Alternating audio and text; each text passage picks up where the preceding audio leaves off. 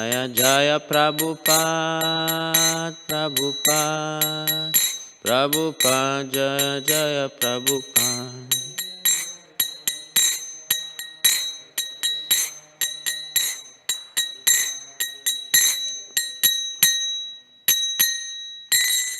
Jayam Vishnu Padaya Parahamcha Parivagacharya Astastarasada, His Divine Grace, A.C. Bhaktivedanta Swami Srila Prabhupada Ki. Jayam Vishnu Padaya Paramhamsha Parivagacharya Astastarasada, His Divine Grace, Bhaktivedanta Saraswati Goswami Prabhupada Ki. Anata Kodi Vaishnava Vrinda Ki. Srimad Bhagavatam Grantaraj Ki. All glories to the assembly of devotees. All glories to the assembly of devotees. All glories to the assembly of devotees. All glories to Sri Guru and Gauranga.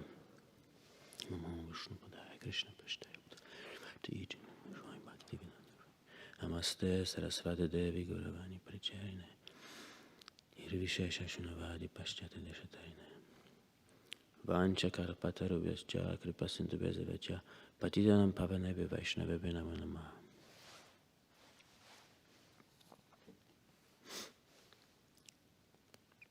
Om Namo Bhagavate Vasudevaya. Om Namo Bhagavate Vasudevaya. Om Namo Bhagavate Vasudevaya. Reading from Canto 10, Chapter 24, entitled Worshipping Govardhan Hill. Verse 16. We read the Sanskrit. Svabhava tantro hi janaha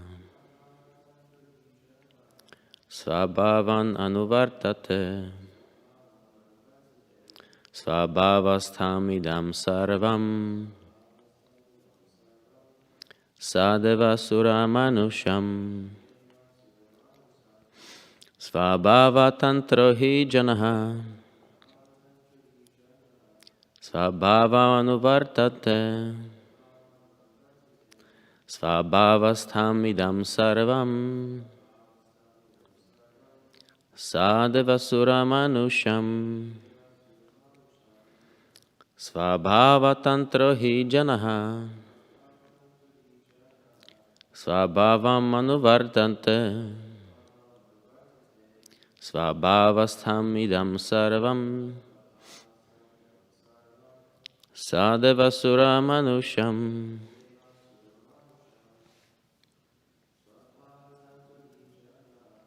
Svabhavatantro hi janaha svabhavan anuvartate svabhavasthamidam sarvam sadeva shuramanusham. Thank you for chanting. A word by word translation. Svabhava, of his conditioned nature. Tantraha, under the control. He, indeed, janaha, a person. Svabhavam, his nature. Anuvartate, he follows. Svabhavastham, based on conditioned propensities. Idam, this world. Sarvam, entire. Sa, together with. Deva, the demigods. Asura, the demons. Manusham, and humankind. Translation. Every individual is under the control of his own conditioned nature, and thus he must follow that nature. This entire universe, with all its demigods, demons, and human beings, is based on the conditioned nature of the living entities. Purport by His Divine Grace A.C. Bhaktivedanta Swami Srila Prabhupada. Lord Krishna here elaborates upon the argument given in the previous verse. Since everything depends on svabhava, or one's conditioned nature, why bother worshipping God or the demigods? This argument would be sublime if svabhava, or conditioned nature, were all-powerful. But, unfortunately, it is not. There is a supreme controller, and we must worship him, as Lord Krishna will emphatically reveal in this chapter of the Srimad Bhagavatam. For now, however, he is content to tease his relatives.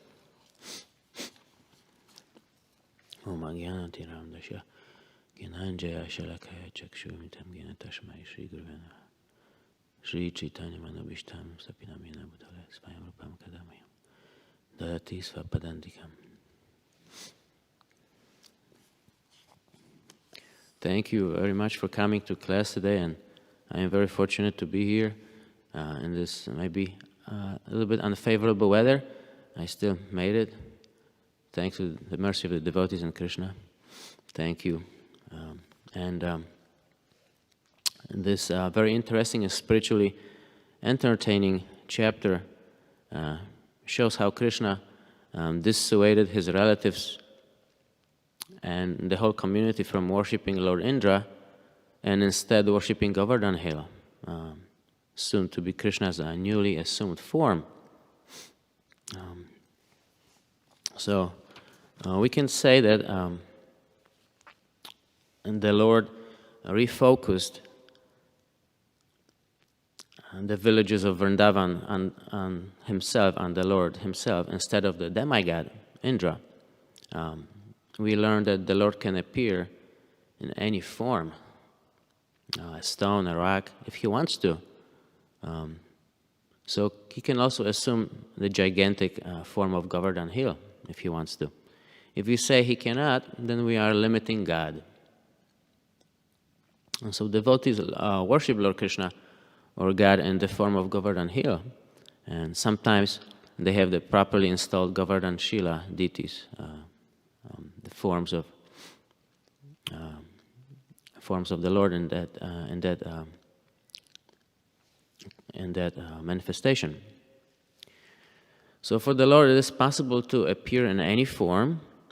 And I was raised a Roman Catholic, so it's even said in the Holy Bible that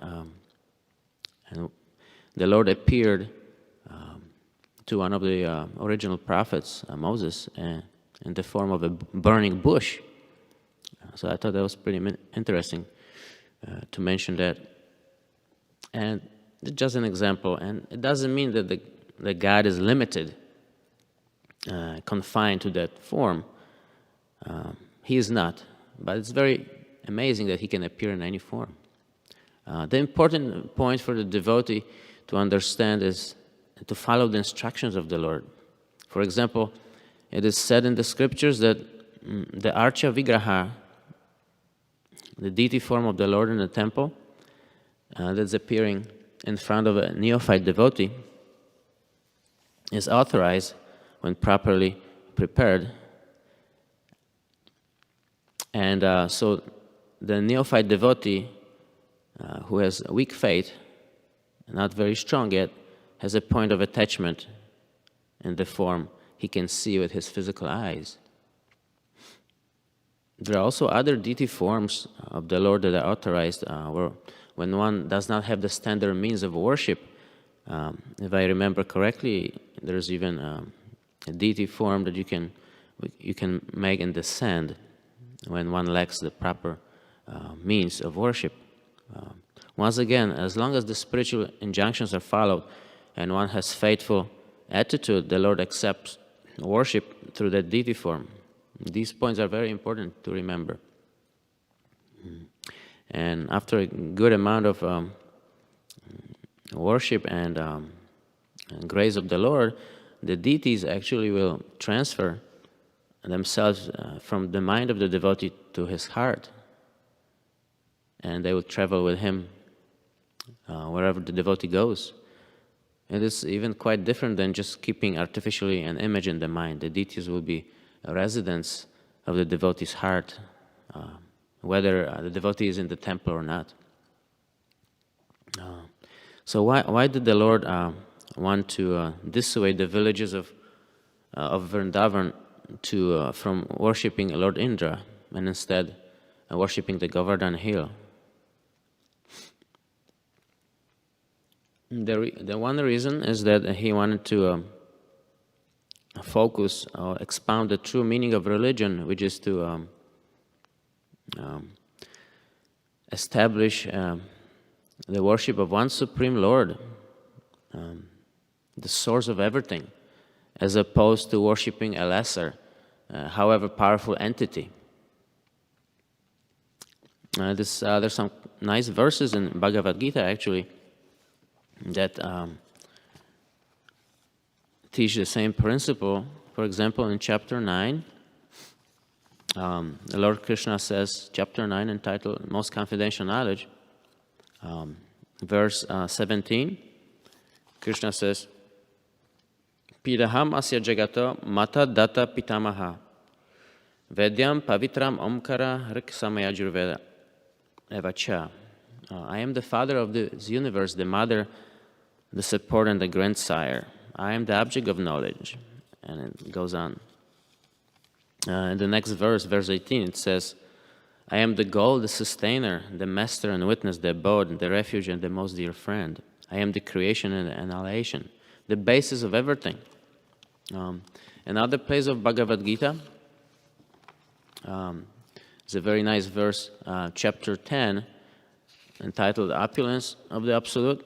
Verse 8, it says, Krishna tells Arjuna, Ham sarvasya pravam matak saram pravartate iti matva bhajatemam buddha bhava samanvitaha.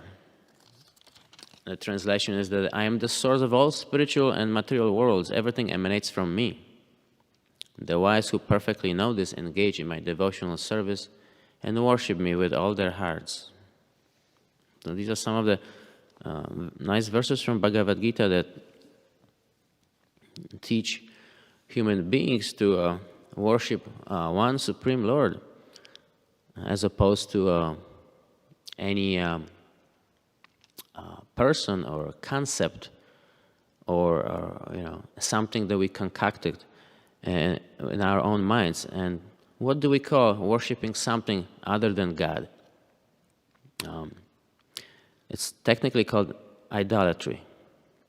Idolatry is the worship of an idol or something or someone other than God, as if it were God. So since idolatry is a popular trend in our Western society, in this class I would like to discuss different types of false worship or idolatry, and how one who is interested very much, very sincere on the spiritual path, how can properly worship the Lord and defeat those false gods that are so prevalent in our society. So this would be the topic of today's class. I thought it's quite appropriate, since our society is just very, very much unfortunate and fallen, and we're suffering. So there are two types of idolatry or false worship. One is open idolatry, and the other one is concealed idolatry. So let me give you an example of this open idolatry, what it is. Let's say I am a very creative person, I'm an artist, and I have some idea in my mind. And this idea is based on something I have seen in the material world, or it's just an idea that just popped into my mind. So based on this idea, I create a statue or something that I physically can touch, or it's like a picture, and I worship that statue, or give it some blind or excessive respect. Or even if you don't create anything in your mind, Let's say you're not creative, you don't create anything, but you really like, a celebrity like Elvis Presley, for example. But you're so much in admiration of Elvis Presley that you make a statue of Elvis Presley. Make a statue. You have this idea, you carve his image, and that has a foundation, and you worship it. Maybe things like dancing and have a statue of Elvis Presley. Maybe that's going on in the material world. I don't know, but it's many people admire him so much that maybe they actually create a statue like that, or at least a picture, and they sing songs in front of Elvis Presley. But this is just to give you an example of what an open idolatry would be. You're having an actual physical object that you created of something or someone, and giving it excessive respect or worship.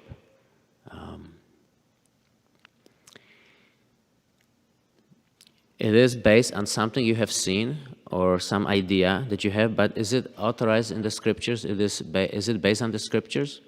Authorized scriptures? No, it's not. Maybe you create your own scriptures. So that's speculation. That's what we call speculation. The second type of idolatry is known as concealed idolatry. That means you're not openly worshiping a statue or an image. It's the most common form of idolatry, and in our Western culture, we have all kinds of false gods that we have created, and devote a lot of our energy to.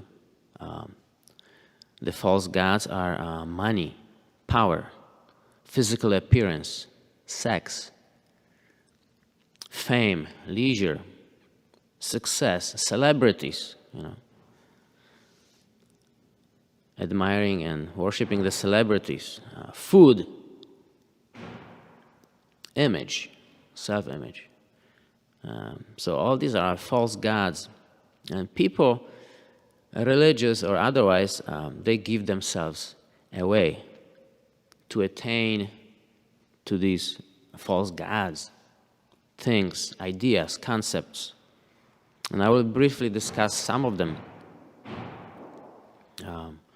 So we start with the worship of celebrities. When you turn on a TV or radio, they spit out all kinds of horrible, disastrous, depressing news every minute, unless you listen to a music channel. But that can also be not very pleasant unless you listen to classical music.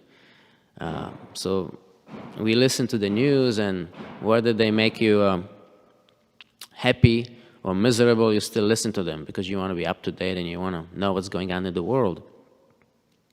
I will give you one example. I work with in a fitness studio, fitness clinic. I help people with exercise and nutrition and healthy lifestyle. And then some patients come to me and they say, "I had a horrible night. I couldn't sleep."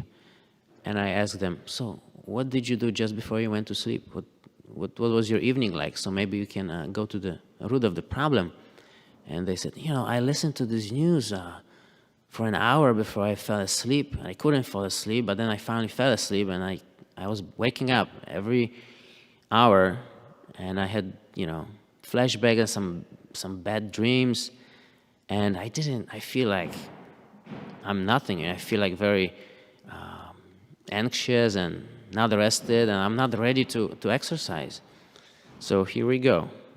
So this is what you get. You listen to the news. It steals your time. You listen to what the politicians have to say. And then before you know, you lose sleep. And so giving our attention to the political news, remembering the politicians and who are of questionable character, and more or less allowing them to replace our time with God. Devotees defeat this false god of excessive admiration and listening to the celebrities like politicians by spending their evenings while reading pastimes about the Lord, like from Srimad Bhagavatam. In this way, we fall asleep in a peaceful way and have a good night's rest, and we're ready to take on the day when we wake up. Some people even put different messages on their cars and stickers, bumper stickers, and T-shirts. I love Mr. Such and Such, and I despise, Mr. Such and Such. All expressions of either, that they really subscribe to those ideas propounded by the politicians, or that they really hate them. So this is going on, and the worship of celebrities. Another example is the worship of celebrities like athletes, and I am very much guilty of that myself. Remember the days, it's gradually I lessened it, but there's still traces of that in my heart. Years ago, I would admire certain, martial artists, athletes, to the point where I would be so obsessed with their lives and what they do. I would study their biography, and I would know what year they were born, how many children they have, what was their first, game, or how many points they scored, what kind of movies they were in, and I would even remember, the songs they sang, exactly the lyrics. I was obsessed, and I would, at home, I would have all kinds of posters, at my room of the, musicians, actors, martial artists. It was quite an obsession. So I still have traces of this in my heart, I have this tendency to give excessive admiration and to those celebrities.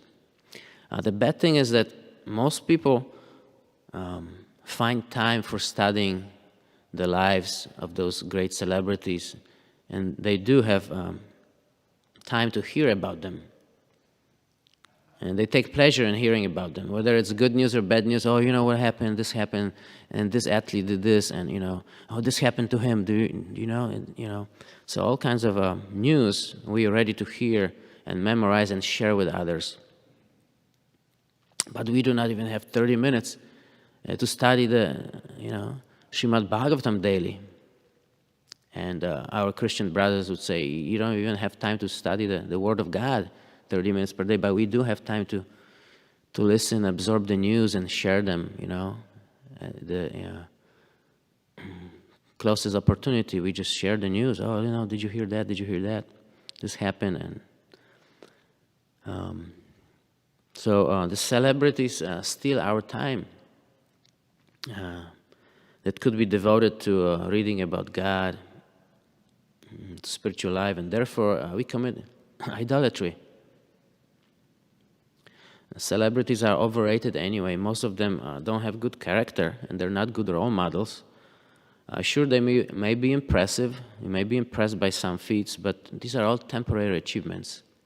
Devotees should not be impressed by those, nor should they aspire excessively for achievement. Some feats like that, whether in the realm of politics or athleticism, that's not necessary. So devotees overcome this false god by reading in the evening about the Supreme Lord, the pastimes, reading the Word of God, reading Srimad Bhagavatam, Bhagavad Gita, conversing about the Lord. So another false god is our physical appearance. Physical appearance. The way we appear in this world, we have a physical body. So it's a form of self-idolatry, false worship. I will give you some funny examples, and I want to be fair, so I will start with the guys, and then I'll give an example from the ladies, So I want to be fair. So, I work in the fitness industry, so I'm at the gym, and I'm guilty of this myself. and there's a gym, there's some machines and to exercise and some dumbbells. There's a rack with dumbbells, and there are mirrors, big mirrors, so you can see yourself. And obviously the guys like to take the prime spot in front of the mirror and start exercise, biceps curls, curls for the girls, they say, and they want to see the body, short sleeve, and they exercise and they're happy, they want to see the progress, how the muscles are working, how they're getting stronger, and and sometimes they need to go to use the bathroom or something, and they put their towel in that spot with that bench to reserve the spot, and I'm next to that spot, and then they come back after a couple of minutes, and they thought they reserved the spot, but someone else took that spot. So they get very unfriendly at that point. Says, "Hey, this is my spot. I put the towel here. You can go there. This is my spot." So they still want to reclaim the spot and exercise in front of the mirror to see the body. And it's a very good spot. You can see everything in the background, how other people are working out, and what's going on in the gym, and they're like, on the prime view, and they can compare, okay, this person also got good body, but I have a good body too, so this kind of mentality, which is self-worship, another form of idolatry. So that's for the guys. For the ladies, it's something funny. I mean, please correct me if it's not appropriate, but sometimes I drive, and I come to a stop sign, or a red light, and I just look around. Maybe I shouldn't. I look around, but the ladies are sometimes finishing up, they're putting up the makeup or something, so they find that time, any time they have that, that's free, they happen to be finishing up, looking in the mirror here and there, finishing up the makeup, and then the green light turns and they keep going, So maybe, they finish, or maybe a couple more stops, and they'll be ready to come out and present themselves and, go to work or something. So these kind of funny things that happen that I witness daily almost, but they give you an idea of the physical appearance is so much alluring, and you can be very much distracted by your own appearance and very much attached to the body. So that's the tendency. And I'm guilty of the same thing. And maybe I don't go, I have my own studio now that I work out, so we don't have mirrors actually. But I used to do the same thing there, looking in the mirror and checking myself out. And these days, and again, forgive me if this example is not appropriate, sometimes me and my wife, it's kind of funny, so I'll just relate it, but if it's not appropriate, you correct me. We go to a store, right? So go shopping. So me and my wife, we go, and then, just before you enter the store, there are some glass windows, but you can still see some reflection of yourself, right? They're not like gym mirrors. They're different, so you can still see yourself. So when it's summertime, I wear short sleeves. So my wife sometimes notices, hey, I notice you're checking yourself out. You're looking, at the, chest or the arm, and so I defend my false ego. I defend my false ego. I'm good at that. So I say, you know what? I'm an exercise coach. I gotta look the part, so I'm gonna make sure everything is good. So in this way, I defend my false ego, but my wife wins. Because it doesn't change the fact that, yes, I am attached to the body. I want to make sure everything looks great, so I can do my job or appear in front of others, in a nice way. So she's a winner, but maybe by split decision. Maybe I still give her some good argument, but so this is going on. So she's so good for me, though. I can see the false ego. She's right on target. So she's good for me. So the physical appearance can be very distracting, and Srila Prabhupada would often give this example of a car. You're a driver, and the car Your driving is your body. So you are inside, the spirit soul is inside, and you're driving this vehicle of the material body. So let's say you get up in the morning and you have to go to work and you have 30 minutes. So you take a shower, take your lunch, whatever, and your bag, and then jump in the car and you start driving. So you have 30 minutes, and at 7 a.m. it's traffic time. So what do? You try to get to work in the shortest possible way, and while obeying the traffic rules, right? You don't drive and then you see McDonald's sign on the side and say, oh, you know what, there's McDonald's for $2.99, I can have good breakfast. So you drive in and spend 10-15 minutes, spending your money and eating breakfast. You don't do that because you know you don't have time for that. You just have to take a straight shot to work. Take your breakfast with you or eat it before you leave.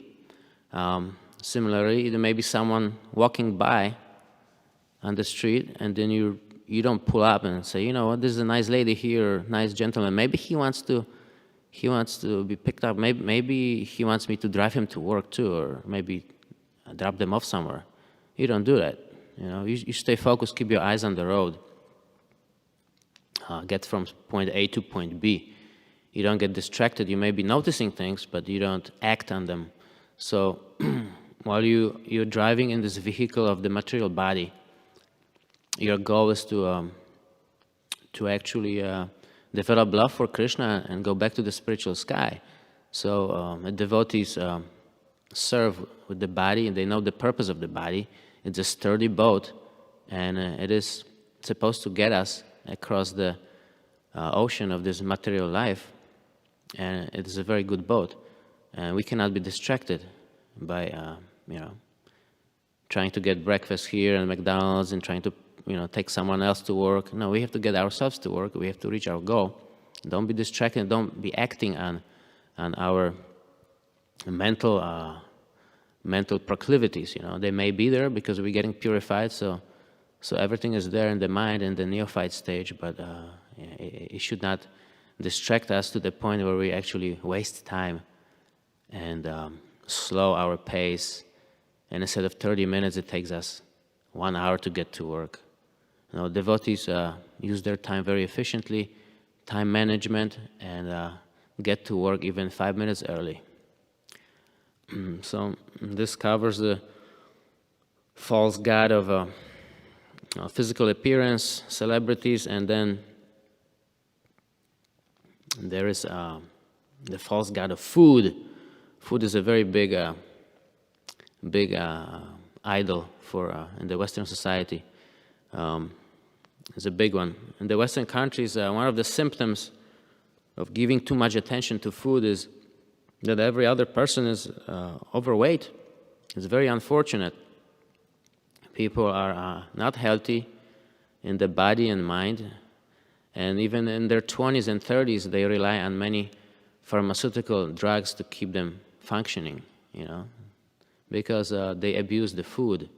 They cannot regulate their tongue, and they overeat, and they eat improper food.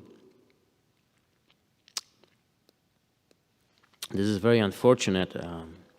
People do not know how to be moderate in the matter of using the resources God gave us.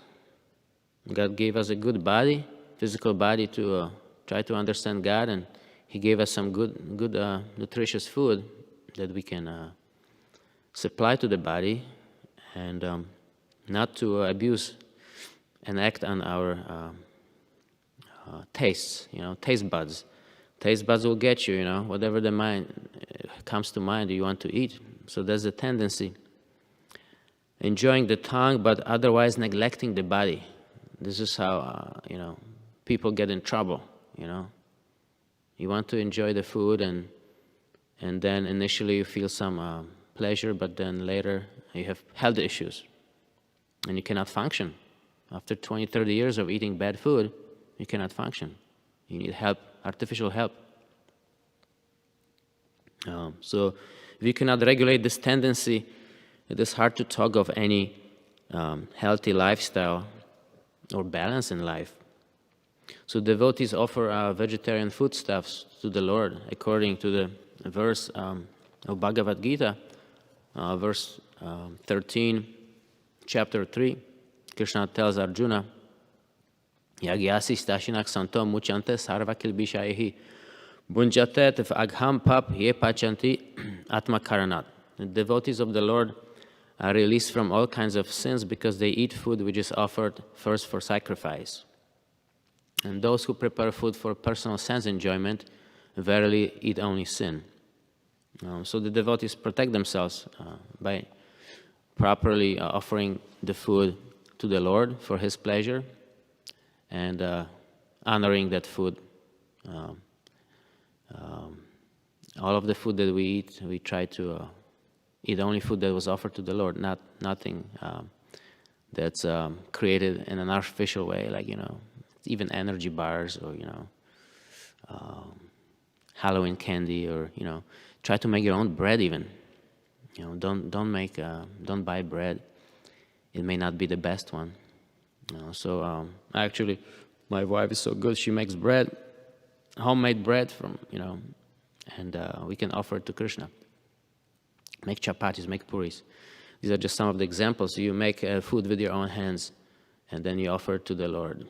And this way, you have a very good chance. You actually will control your tongue, and you will not become a victim of your tongue. Another false god that our society subscribes to and falls prey to is money. Money. It's very unfortunate that our Western society favors education that will likely result in a well-paid job rather than fulfillment of the self. So whatever you can do, you educate yourself in such a way that you can have a good job and make good amount of money, and then you enjoy the senses the way you like. So this is the goal. This is the goal that our society really is heading for. How much you can enjoy later with the money you obtain.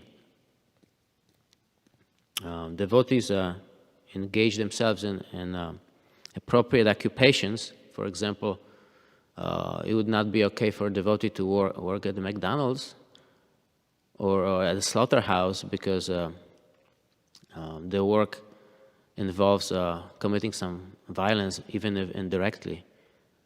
So it's devotees do not want to accept certain jobs, but certainly we can do all kinds of jobs and make good money. And then if you make a lot of money, open a temple.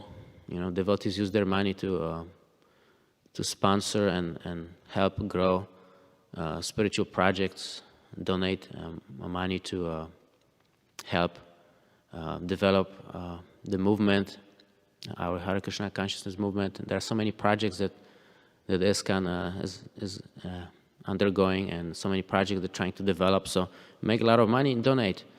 Donate to the temple, donate to the project, and if you don't have a lot of money, just give $1 when you take prasadam.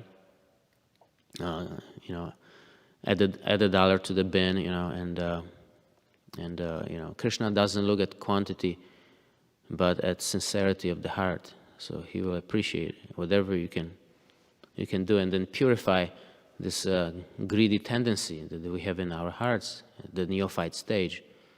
Purify the tendency by giving your hard-earned money to the temple. Keep enough money to survive and have some safety net, but any excessive money, do you have extra that you might use for, let's say, you could use a vacation time and go somewhere, or unless you're going to, visit a temple or to a festival. If you just have spare money to go on vacation, maybe donate that money to the temple. That would be really purifying. It doesn't mean that vacations are bad, but they have to be seen in the proper context, So in this way, devotees get purified by donating the money to some spiritual cause that has to do with development of Krishna consciousness in the world. So we covered the four false idols of modern society: worship of celebrities, your physical appearance, and food and money. And there's so many more, like I mentioned in the beginning: fame, sex, and what are the other ones here? Power, success, your self-image, So there's so many. Family, is a false god as well, if you're not using it properly. But we don't have that much time to discuss all of them. But there's so many false gods that our society is victimized by. And the bad thing is people are so completely disillusioned. They think this is the right thing to do, As long as you make some donation here and there, spend some, 1 hour per week or per month at temple or church or synagogue, that's okay. And then you spend 23 hours pursuing your false idols, and then 1 hour per day, or 1 hour and 144 hours, because 1 week has 140 some hours. So 1 hour of that you devote to God, and 140 some hours you devote to your false gods. That's not fair. That's not fair. If you want to become spiritual and love God, you spend more time. You prioritize God, put Him in the center of your life. So some people may say that you may be right. You term these tendencies that we mentioned, you term them as idolatry, but this is just human nature. They say this is human nature. You gotta have this, and you have to have this. You gotta have a good job. You gotta have this and that. So the difference is the devotee sees what their needs are, not what the wants are. The wants may be there, but the needs of the body and mind are taken care of, just as we briefly mentioned, and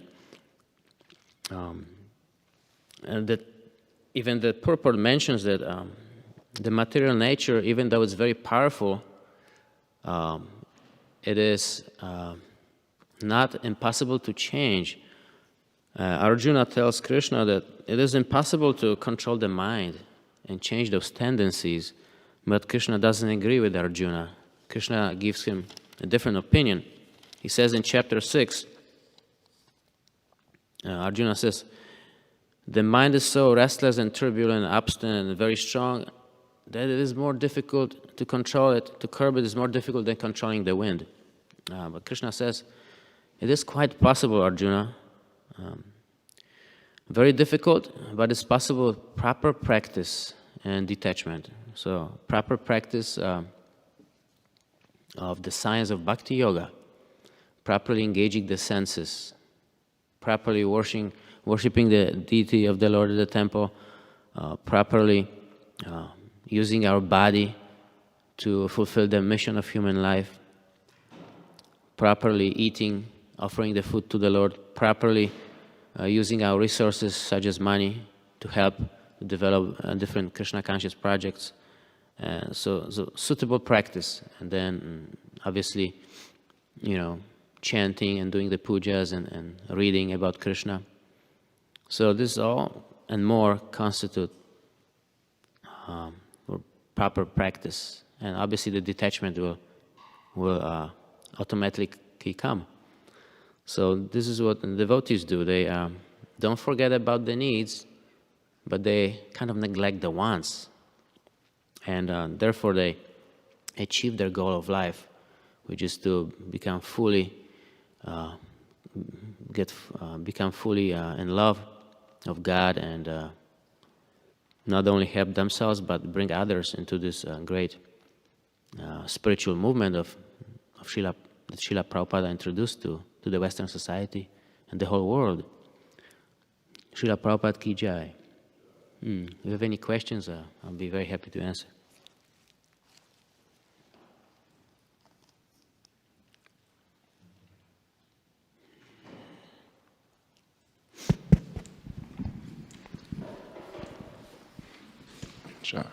Hare Krishna, Prabhu. Hare Krishna. Thank you for your class. You always give very profound and wonderful class. I really love your classes. And I've really learned to appreciate, everyone's class, but I really love yours. Definitely make some really profound points. I really appreciated all your points, but a couple points I like to highlight is that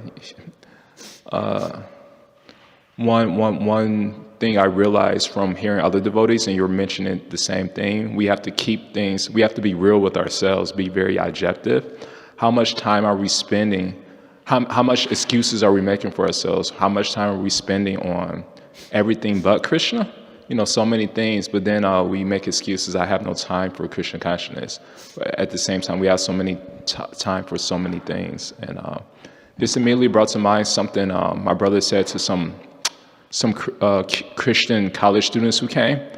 Basically, my brother, there's many college students who come here every year to, maybe compare their philosophy. But there were some college students, I believe, either high school or college. And they asked my brother one thing. So he was describing the, Krishna consciousness. And so one person asked him one thing. So what do you do for fun? And my brother was like, so you're saying, devotional activities aren't fun. And obviously, the more, if we see devotional activities as not fun, we're gonna, do as much, as little as possible. Sure. Minimum 60 rounds, thank God I'm over. Now I'll do what I really want. And we see that. And so anyway, that's one point I appreciated, if your devotional activities aren't fun. But anyway, the main point I want to share is one point you reminded me of, like you were mentioning the bodybuilders who reserve their spots with their towels. And I'll kind of relate it to this pastime and today's Valentine's Day. I'll try to relate it to Valentine's Day too. Happy Valentine's. And you said some nice things about your wife, so that's nice on Valentine's Day. Try it. So you don't have to delete the video.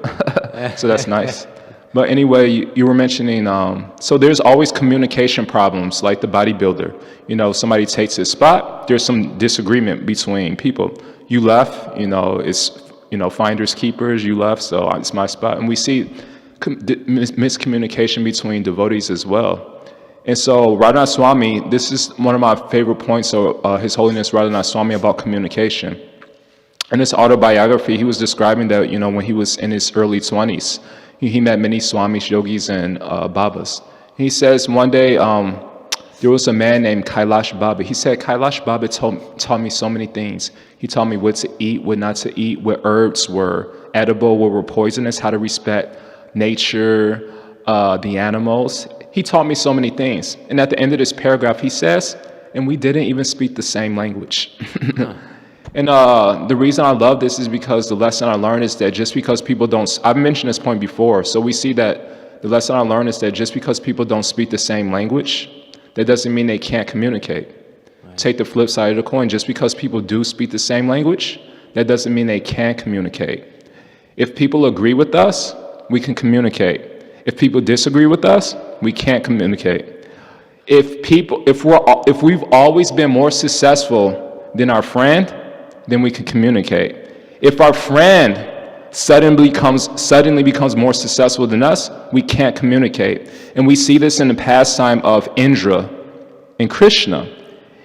Indra was always more successful than Krishna, so he could communicate with the residents of Vrindavan. As soon as Krishna became more successful than him, he wanted to kill him. And we see that, in our all our relationships, whether devotional or non-devotional.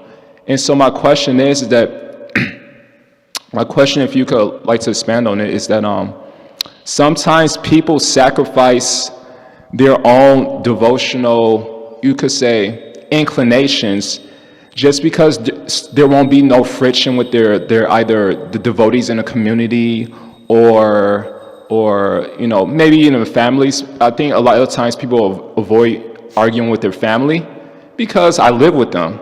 But unfortunately, we don't mind arguing with other devotees because we don't have to live with them. So who cares whether I, am so disrespectful and say so many things? We see sometimes people hold their tongue because, I have to live with my wife, I have to live with my kids, let me hold my tongue.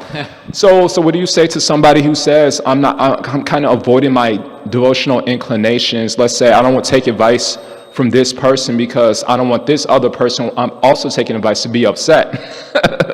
So what do you say to a person who's with that dilemma and they feel like their devotional practices are going down just because they want to be a Krishna pleaser and they want to avoid, the friction? So what do you say to somebody whose devotional enthusiasm goes down because they want to be a people pleaser? So what do you say to somebody who faces that dilemma, I think, which we all face at some point in our Christian consciousness? Thank you, Prabhu, for these great points. I just want to repeat what you're saying. I'm not sure if I'm getting it. So if your spiritual enthusiasm is going down because you're trying to please other devotees? Hare Krishna. Just like the residents of Vrindavan, they took Indra's advice for many years. And now they're taking Krishna's advice. So sometimes, same thing in our devotional practice. Sometimes, there's so many devotees, so many wise devotees in our community, but sometimes we see this as an obstacle. Okay, I don't want to take advice from Krishna because somebody may turn into Indra. Potentially, I'm afraid of that. So I just, I'm kind of not, I kind of lose my devotional enthusiasm because I don't want any friction to happen between devotees, which we see this in this particular case. So my question is, we face this dilemma. So what do you say to us, a person who's in this dilemma? I don't want to take advice from Krishna because, somebody that's like Indra, I'm afraid they might turn into Indra and, come down on me with harsh words or negative words so I'm not sure if that made it more clear. I hope so. I think it's a little bit more clear. So in a practical situation, you have some spiritual question or some dilemma, but you're not sure if you want to ask the question or approach this devotee because you're afraid that they will not be happy with your questions or with your approach. Or I'll just try my best to explain it one more time. We've taken so much advice from somebody for so many years. However, sometimes we also suddenly take advice from somebody else. And so sometimes we may not want to take advice from somebody else because we may feel like somebody who's taken advice for so many years may become disturbed that we're taking we all have our ego. Like, how can you... I get the point. I get the point. Yeah, I got a point. Sorry. I guess I didn't get enough sleep. So it's a question of loyalty too. I think I'll just give you an example from my own life, and because I had to overcome a little thing like that at my job. I'm a coach, so I have some students, right? And I'm a good coach. I've been doing it for years, so I have some ego, some image. Yeah, I want to retain my clients. I want to get more people. So I have my image. So I protect it because it means, a lot to me, But sometimes the students they ask me questions and they train with me, but sometimes they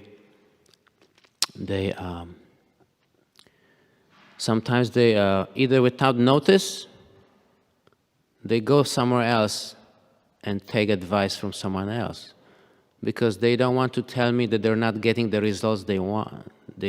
I promised them, or we went over and we're gonna get the results, but the question whether they're following the plan or not, let's put that aside. Maybe they are not, or maybe they are. So they're not getting the results. They go somewhere else to get advice, to maybe get better results, right? So at this point, obviously, is the question of my reaction. How is my ego? Do I own those students? Are they do they sign a contract that they cannot take advice from other people? No, they come and pay, and they're free to go somewhere else, whether they pay them or not, but they're not bound to me. It's a question of loyalty. So when I feel hurt, when they don't tell me anything and they go somewhere else, and then I found out later, oh, you're already over there, or you've been taking advice from them for 2 months and you didn't tell me. So that kind of hurts. But if they say the approach that is good is be honest and say, listen, I'm taking care of this, but this is not taken care of. So I was wondering if you have anything in your arsenal, if you have anything in your school that will take care of it, and if not, is it okay for me to look elsewhere? Is it okay with me? You feel okay with this? You won't be mad at me or something? And if they say this, that's fair. And then if you have your ego kind of in control, you may feel maybe a little mild, but nothing serious, But if they say, if they're not okay with you, they hide it.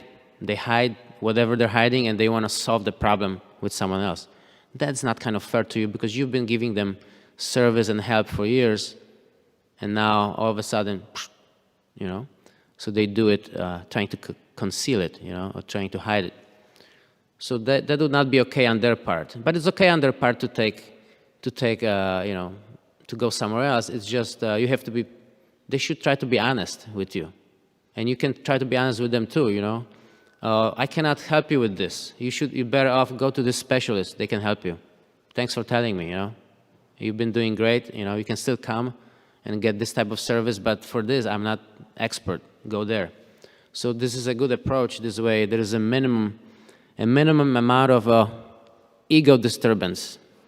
Still you may feel something. Yeah, I'm not good enough for this person, whatever. But at least they're honest. I'm honest. Okay, so this kind of helped me get through some kind of patients or students who are not loyal. So this is the way to take care of it, I think. So it can be applied to spiritual life as well. I teach fitness, but spiritual life it can be applied to, unless if you're bound, you initiate it and you take instructions from one guru. It is always appropriate to express your concern about things to your guru, and then then the guru will recommend. Okay, so. I like my Guru Maharaj sometimes recommends, try to read this book, by this Maharaj, read this book, or check out this article from, His Holiness, Radhanath Swami, or what is this nice in Germany? He teaches in Germany. What is the name of this? Yes. So sometimes he sends articles. Oh, try this article, devotees. Please read it. So this is nice. Sometimes we find it useful to refer to also other so it can work in the spiritual realm too, but in the material realm it can also work. So this way there's minimum clash of the ego, and sadness, like someone is not loyal. I've given you so much, but you're just going somewhere else. I tried. Hopefully it was a little bit clearer. Can I share one last thing real quick? You said the students have to be honest to the teacher. Unfortunately, that's not within our control, obviously. So sometimes people go to someone else while telling us, and sometimes not. And just two things that brought to mind. ISKCON, when Bali Maharaj was in battle with the demigods, Bali Maharaj died. And ISKCON, by his mystic potency, brought Bali Maharaj back to life. And Bali Maharaj became the disciple of ISKCON. However, there was some discrepancy. Obviously, we know the famous pastime where Bali rejected his spiritual master to follow the instructions of Lord Vamanadev. And so sometimes people like ISKCON, I'm not talking about like Diksha gurus, I'm more or less talking about mentors, advisors. I'm not even, that's another category, I'm not even referring to that. Right. So I'm leaving that out. But sometimes people feel like, may put a condition on you I've done so much for you. You owe me, like ISKCON. But actually, Krishna says, I'm the ability in man. You don't have the power to bring anyone back to life. I'm giving you that power. So you didn't bring Bali Maharaj back to life. I did. Sure. So sometimes, as advisors, mentors, we forget that, and we feel like I own somebody, like you said. They own me. And so one other last pastime, I wrote it down. Maybe you could look at this pastime. Long story short, Daksha, he gave advice to his children, 11,000 children, I believe. And he says, perform austerities in the forest so you could populate the universe, just so you can engage in sex and populate the universe. So Narada Muni, he didn't go to Daksha. He didn't ask for his consent. He just saw Daksha's sons perform austerities in the forest, and he gave them different advice. Why don't you become renunciates? Why are you spending all these austerities just to populate the universe? Become renounced. And Daksha's sons ended up listening to Narada Muni. And so there was some disagreement. And usually, like I said, when people disagree with us, there's some miscommunication. So Daksha, this is in a Sixth Canto, chapter 5, verse 44. There's many verses similar to that, but Daksha is described that Daksha began to, curse Narada Muni, just insulting, cursing him and stuff, etc. And Narada Muni, he was very satisfied, and he didn't curse Daksha back. Now, people may argue, well, it's easy for Narada Muni not to curse Daksha back because the sons of Daksha listened to him and not Daksha. But Narada Muni was put in a similar situation previous to this canto. In the 5th canto, chapter 1, verse 21, it describes that Narada Muni was in a similar situation. But long story short, Narada Muni gave advice to a Prince Priyavarta. Prince Priyavarta, you should become a renunciate. Don't inherit the kingdom from your father, Manu, Swayambhuva Manu. And so he gave him this advice. So Priyavarta, he was going to follow the advice of Narada Muni. However, Lord Brahma intervened, and he told Priyavarta, my dear Priyavarta, it's a long story, there's many profound lessons, but basically Lord Brahma says, real renunciation means that you don't own anything. So everyone's renounced. So even if you're married, you don't own, you don't own your wife, you don't own your kids, you don't own your palace. So you're always situated in renunciation. Exactly. So we need responsible kings. We need responsible leaders. So I want you to become the king and inherit the property from your father. And so Priyavarta winded up listening to Lord Brahma's advice instead of Narada Muni. And that's why I love this pastime. It describes, like I said, in the 5th canto, chapter 1, verse 21, that Narada Muni, he did not hold any resentment against Lord Brahma, because that's the tendency when somebody disagrees with us, we hold resentment against them, just like Daksha held resentment against Narada Muni. So we see in this pastimes that it doesn't matter whether people come to us or honest or not honest. In the end, we're Krishna's instruments. We're not doing anything for anyone. And so that's why, so we see this as a cause of miscommunication when people think they're doing something for other people. Mm-hmm. And therefore we see that's why I appreciate Narada Muni. He was put in the same situation like Daksha, but he responded with more integrity than Daksha because he had these good qualities. And anyway, that's some points I like to share and keep in mind for my own peace of mind and how I can communicate with others more, that I'm not doing anything for anyone. And so anyways, thanks for allowing me to share. So thank you. Thank you for sharing. Thank you. Srila Prabhupada ki jai.